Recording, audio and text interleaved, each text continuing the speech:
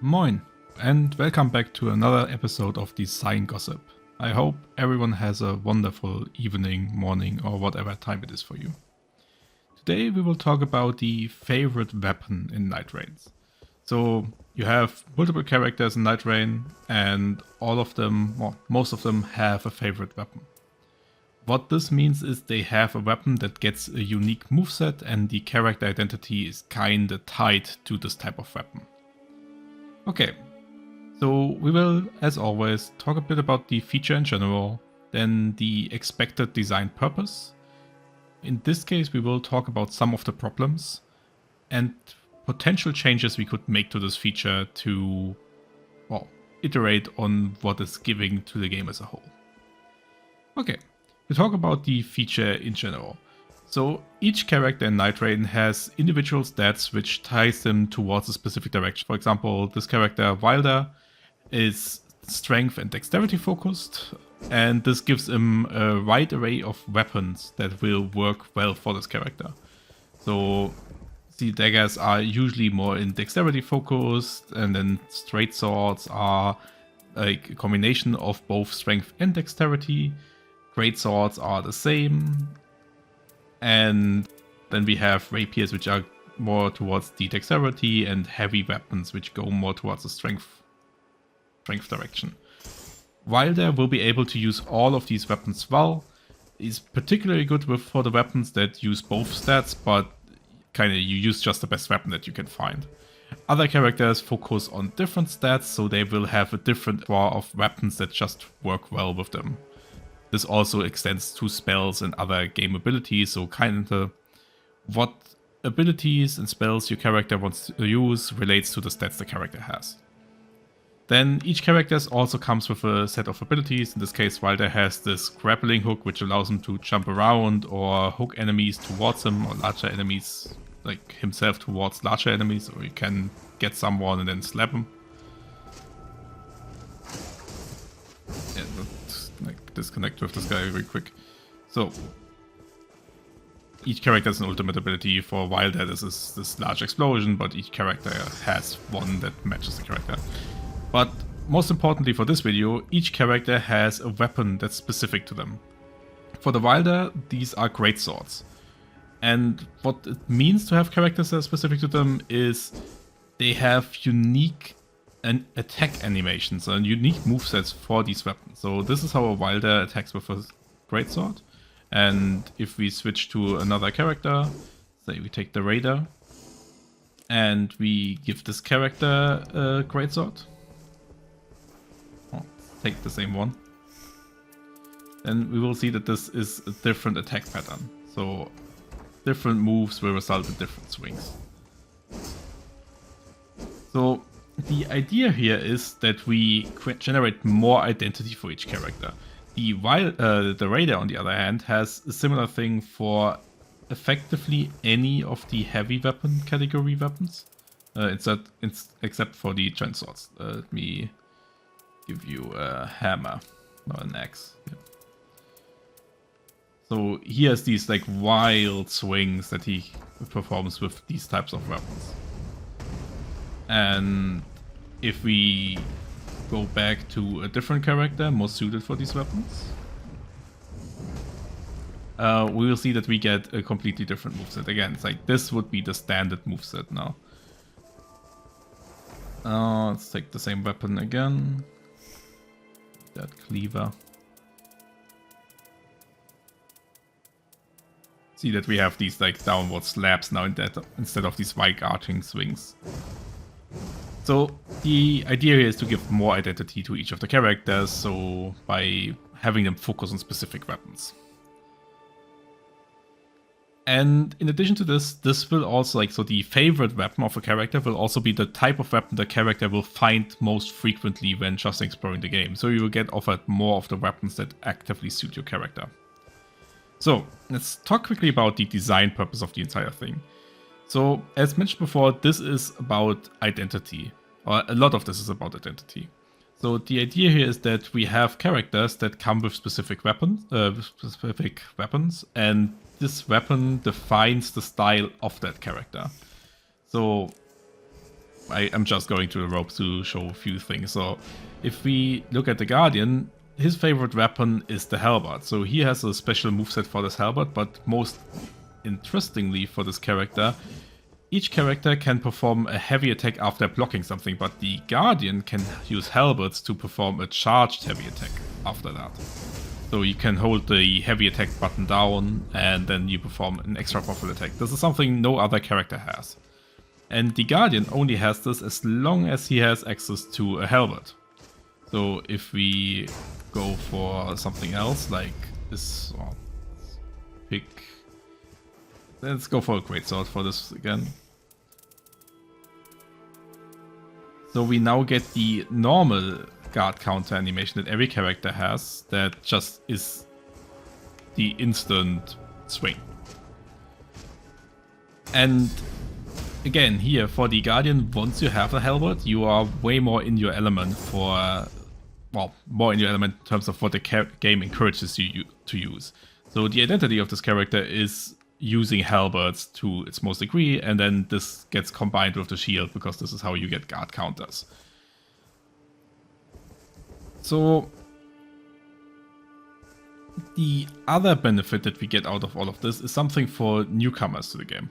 So having a weapon on a character that is the ideal or encouraged weapon to use, and we show this to the player by having the character start with that weapon, and then having this character fight this weapon more frequently, but also having, hey, here's something shiny. Your character has a special moveset, in this case with a bow.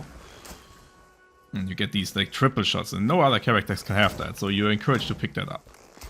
So this is what all of this evolves around. It's like, teach people that, hey, this is maybe the weapon that is most suited to your character, and at the same time, hey, your character can do something special with that weapon, so the identity evolves around that.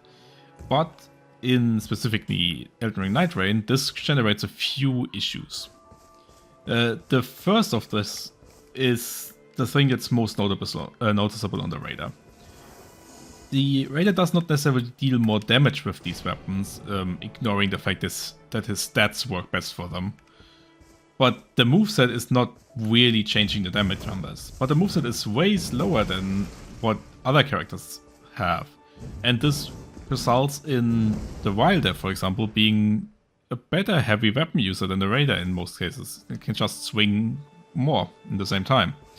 And for the Raider, this frequently results in awkward playstyle that if you want to use these heavy weapons, you just use jump attacks because you get the chain jump attack animation. So you just do this, well, specifically you do this while dual wielding, but the idea is that you try to use moves that don't use your special moveset, which is really not the idea here. The other thing that comes with this is that for the Raider, these types of weapons might not actively be the best, so if you don't go for these jumping attacks, instead of going for these heavy weapons, you might want to go for other strength-focused weapons. For the Raider, this would frequently be something that's a club or fist weapons.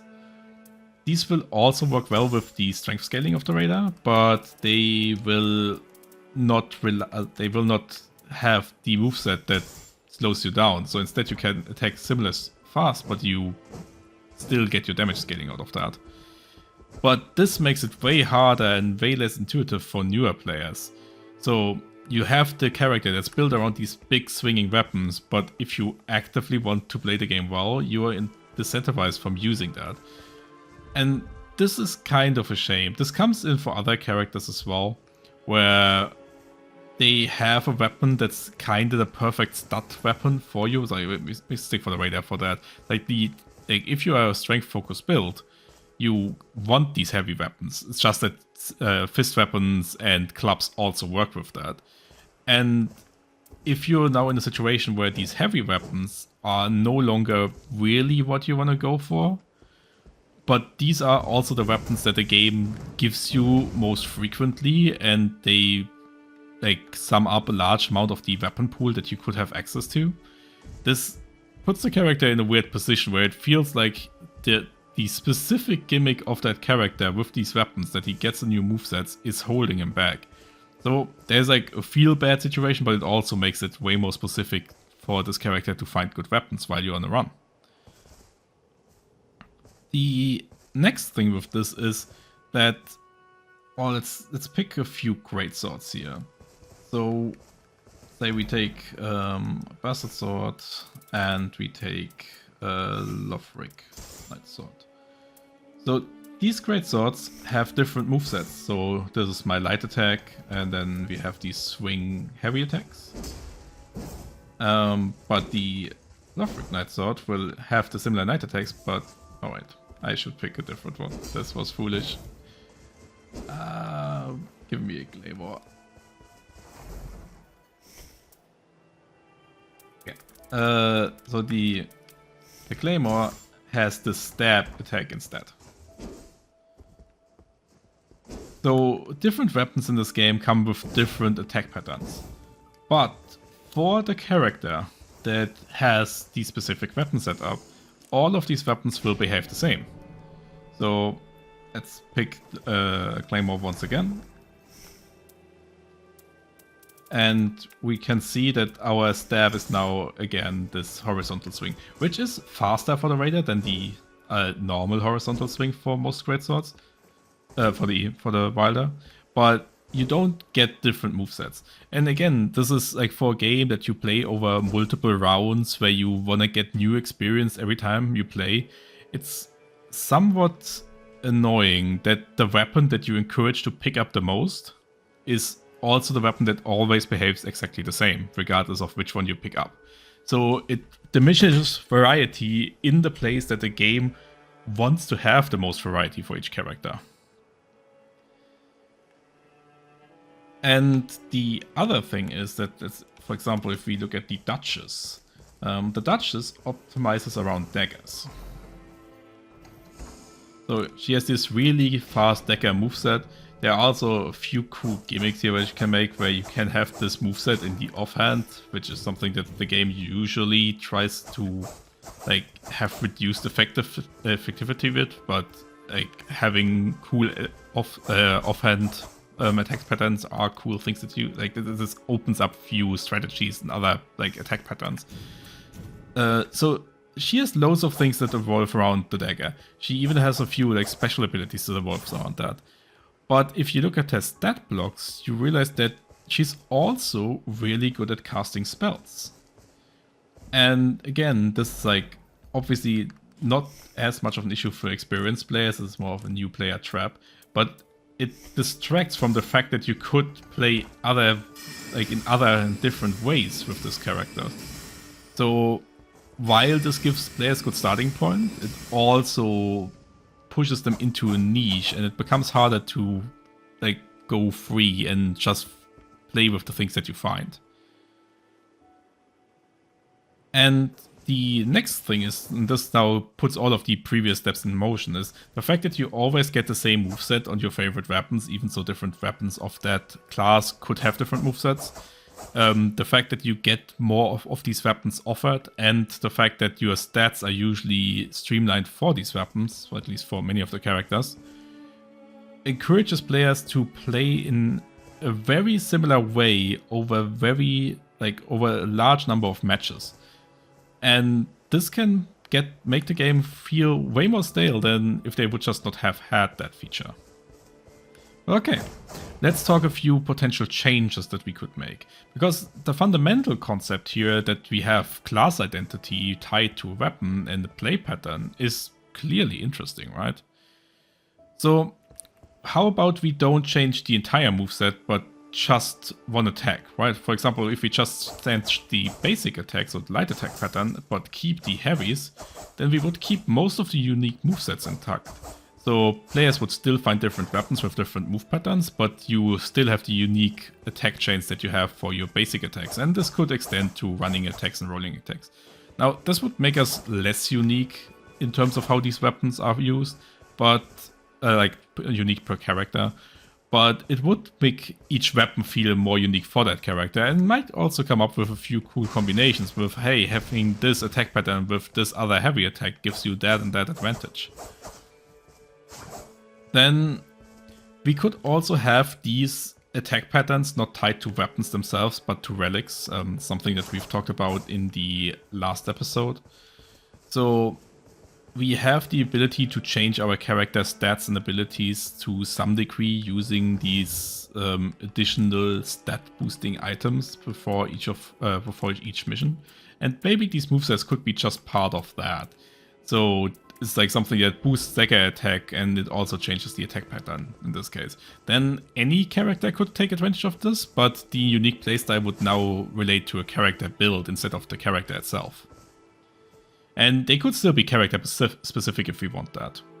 Now, another change to this, and this is a little bit more difficult on the balancing side, would be to make sure that these attack pattern changes are always beneficial. And then give characters more than one. So Duchess has it for the dagger, but rapiers are also quite Duchess flavored weapons. So why not have it for rapiers, straight swords, and daggers? And then, I mean, we don't have that at all for the game, but maybe come up with something that would also work for staffs or other magic items. And suddenly we don't feel like we are pushed towards one specific weapon type, but there's like 3 to 5 categories of weapon types that fit for each character, and you push towards this general direction instead of one specific one. And we could maintain that this, again, would be a little bit more effort, but maybe we could have 2 to 3 of these attack pattern sets for these weapon types. So instead of having every dagger with the same pattern, we now have 3 different patterns for different types of daggers. That being said, I would say if like Duchess comes with 4 different weapon types, so let's say curved swords, rapiers, straight swords, and daggers, and all of them have the same weapon animations, there would be enough combination that you find something new and interesting to play with every game. You just have like a new weapon of these, and obviously there are loads of different factors that come as well when making a character build. Okay, then lastly, and this is a more critical change to this, is maybe think about not having that feature to begin with. So we want to push for the uniqueness of the characters, but maybe there are different ways of doing that. If we want to tie this to weapons, maybe not give special movesets to these weapons, but just have special abilities. So the Wilder, for example, has an ability that if he has a greatsword and he does a follow-up attack after using this grappling hook, he gets this fire buff attached to its weapon and a special swing animation. And maybe this could be something that only works with greatswords, but we don't change the entire moveset, we just add like additional special moves to that. And then maybe come up with 3 or 4 per weapon that we have attached to our characters. Like, so this, again, would be more production work, but I think this would make the character's identity still really tied to this weapon, maybe even more so than by just having the generic moveset differently, without taking away overall variety. A similar thing exists for the Duchess, where the Duchess has, and for many of the characters, not just showcases for the Duchess as well, where the Duchess can, like, the Duchess has an ability that allows her to repeat damage. And there is a skill that allows you to, if you complete a dagger attack chain, just automatically have this ability trigger. So maybe just do that instead. And with that, you would have loads of different abilities that just function to specific weapons. In fact, you could expand on that and say, hey, if Duchess uses a dagger and has this ability, gets this benefit. But if you use a rapier, and you get a different effect for like something else. And suddenly you get loads of variety generated by combining different weapons for different runs with different abilities that you bring or potentially could be just native to your character. So if we say this ability for the Duchess to finish dagger chains is just something Duchess has, and she has a different ability for, hey, if you do counterattacks with a rapier, and another ability that says, hey, if you use curved sword backswings, like these backstab attacks, then you get some additional iframes or something like that. Like it's just like passive swings that directly synergize with the weapons without changing the overall variety that comes from the weapon's moveset. I think this would give the same level of identity, because these effects would feel way more shiny and way more specific, but at the same time, it would not diminish gameplay variety for any of these weapons. So these are my thoughts on the topic. Please add anything that you want to say in the comments. Design discussions like this, or design gossip in general, is usually quite opinionated, so if you have different opinions or think something of this was a great idea, bad idea, good idea, let me know, and also provide your own feedback for the same features. Would be really cool to know what other people think about this. And with this, I hope you have an amazing week, and we hear each other next one. Cheers!